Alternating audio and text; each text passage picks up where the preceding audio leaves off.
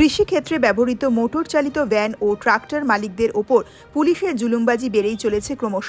ফলে একদিকে যেমন রীতিমতো সমস্যায় পড়ছেন ওই সমস্ত গাড়ি ব্যবসায়ী ও গাড়ি চালকরা, অন্যদিকে তেমনই ব্যাপকভাবে ক্ষতিগ্রস্ত হচ্ছেন জেলার গোপালকরা।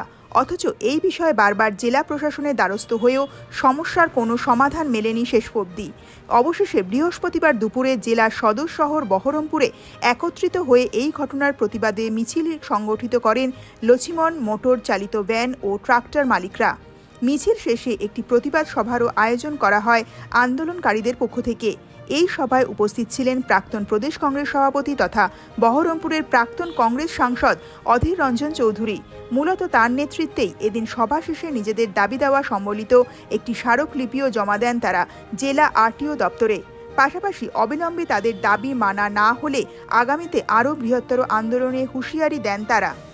এখানকার পুলিশকেও বলছি, আমরা আপনাদের অশান্তি চাই না, কাউকে আমরা উস্কাতের জন্য এখানে আসিনি, আমরা এখানে পার্টি করতে আসিনি। আত্মীয়কেও বলছি, পার্টি করতে আসেনি, মানবিকতার খাতিরে এসেছি, পেশার কারণে এসেছি। তাদের পেশা বেকারত্বের দায়িত্ব থেকে তারা নিজেদেরকে বার করে আনতে চাইছে, আপনারা জোর করে তাদেরকে বেকারত্বের মধ্যে আবার ঠেলে দিচ্ছে। সেই জায়গায় প্রতিবাদ করতে পেরে এসেছি। আগামী দিনে ট্রাক্টরের মালিকরা, লাদেনের মালিকরা কসম খেয়ে যাও, যদি সম্মানের সঙ্গে সমাধান না হয়, আবার বলছি, যদি সম্মানের সঙ্গে সমাধান না হয়, সব ট্রাক্টর সব লাদেন নিয়ে আত্মীয়দের সামনে আমরা এসে অবস্থান করবো, আমিও থাকবো। এই লড়াই আমরা কতদিন করবো, যতদিন আমরা বিচার না পাই। সেই বিচারের লক্ষ্যে এই লড়াই আগামী দিনে চলবে। জয় হিন্দ, বন্দে মাতরম। ডেপুটেশনের দাবি ছিল যে তাদের যে পরিমাণ অত্যাধিক মাল বহন করছে সেটা যেন না, সেটা ক্ষেত্রে যেন কোনো ফাইন না করা হয়। কিন্তু এটা তো কোনো নিয়ম নেই।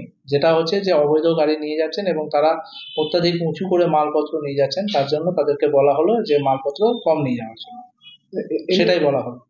আর কি আলোচনা হলো? তারা এটাই আলোচনা করলেন যে তারা প্রতিশ্রুতি দিলেন যে তারা মাল বহন কম করবেন, অর্থাৎ যে অত্যাধিক পরিমাণ তারা বহন করছেন সেটা তারা আমাদের এখানে প্রতিশ্রুতি দিয়ে গেলেন যে তারা মালটা কম করে নিয়ে যাবেন, যাতে রাস্তার এবং মানুষজনের কোনো ক্ষয়ক্ষতি না হয়।